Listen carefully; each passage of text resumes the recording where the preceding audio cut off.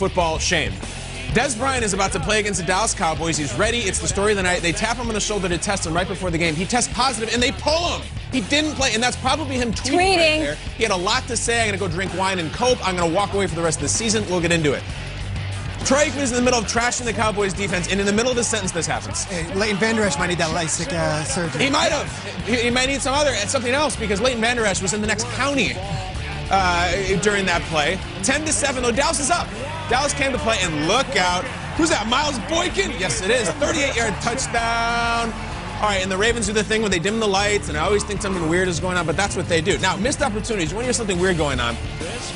Greg Zuerlein missed 3 kicks. This is the pet's header falling off. Zuerlein, who's been to the Super Bowl, who's been around forever, you've heard of him, and that was after a really dumb penalty on Dallas that moved it back 5 yards. Oh. And as Buck pointed out, some of the coaches this year are grateful for the mask because you can't read their lips. Nothing good to read here. But this is the end of the first half. Watch Dalton sling this thing. Come on, Andy. It is a laser 65 yards, and you drafted CeeDee Lamb to go up.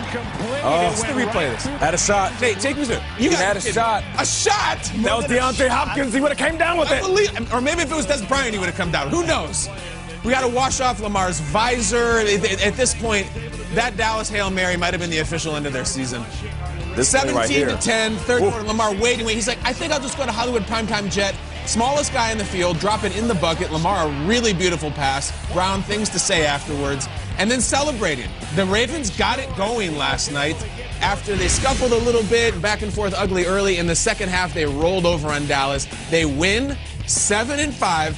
And a very costume-covered, safe, and extremely animated Lamar Jackson after the game. Reigning MVP. How'd it feel to be back on the field?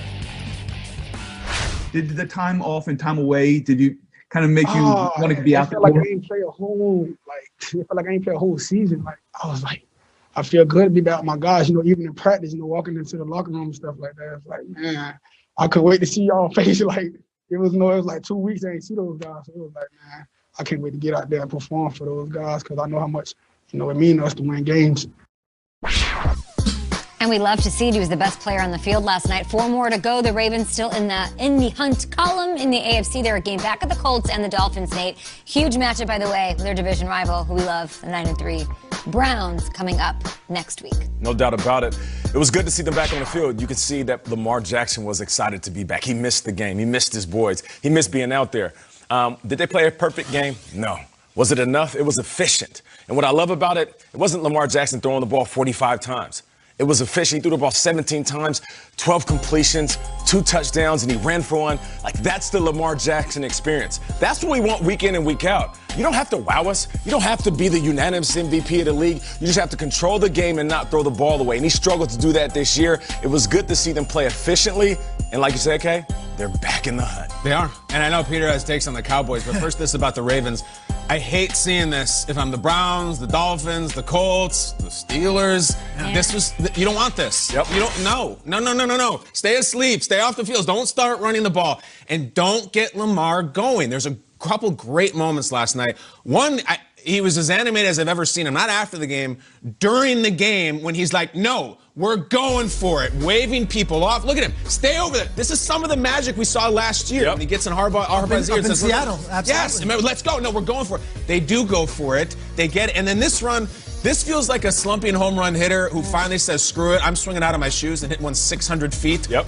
An unbelievable. Then the lineman in the background. We got it. Guys, don't let the party start for Baltimore. They got a lot of work to do. But this is a scary thing, and I think there's been something missing. The last thing I'm going to say, as it pertains to our show, if you follow our show, you know how this goes.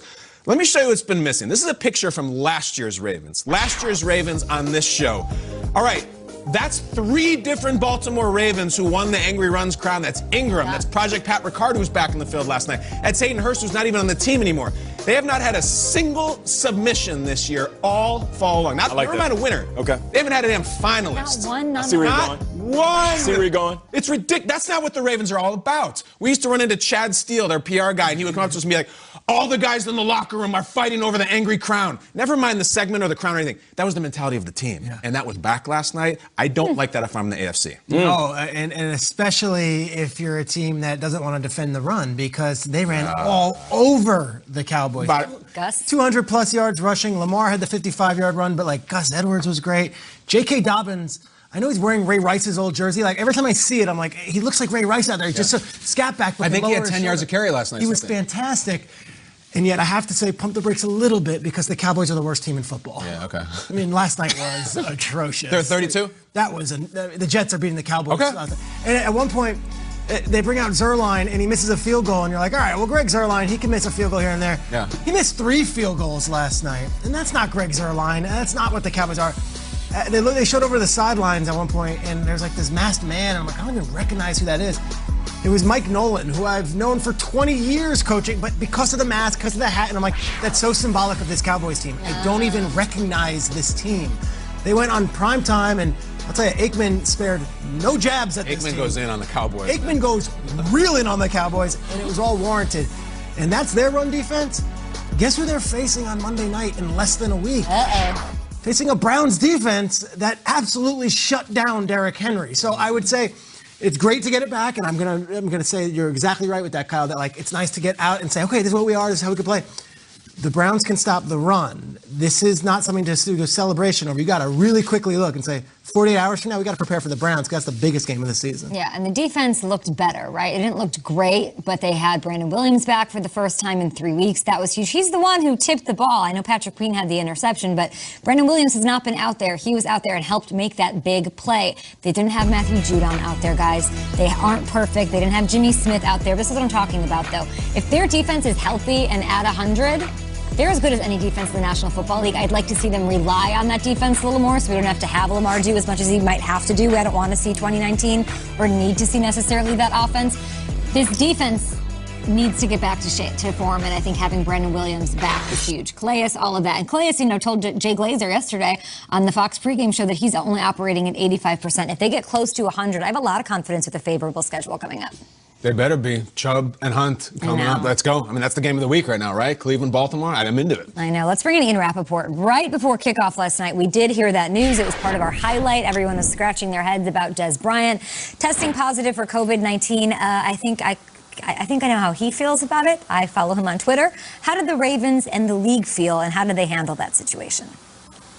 Yeah, Dez Bryant's Twitter feed became must-read Twittering, or whatever you would say, and just a full, all the emotions for Dez Bryant last night, threatening to quit, saying he couldn't deal with it, and then saying basically like everyone else in 2020, I'm just going to drink some wine and cope, and then later saying, yeah, I'm going to come back, I'm just being smart of it. It was a ride for Dez Bryant, understandably. Okay, here is how it broke down. Here is how this happened. So Dez Bryant, his PCR test run yesterday morning was inconclusive.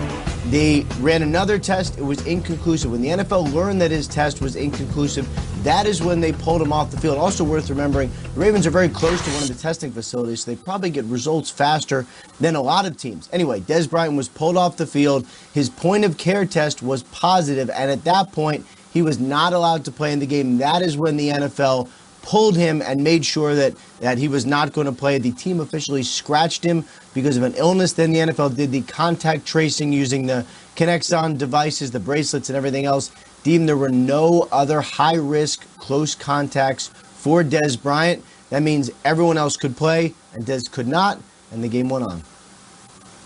It did. He's a 3-time Pro Bowler. He was tweeting that he's done for the season, that he can't handle this. I'm sure emotions are running high going up against his former team. We'll have more on Dez throughout the show, more highlights as well. Ian, appreciate you.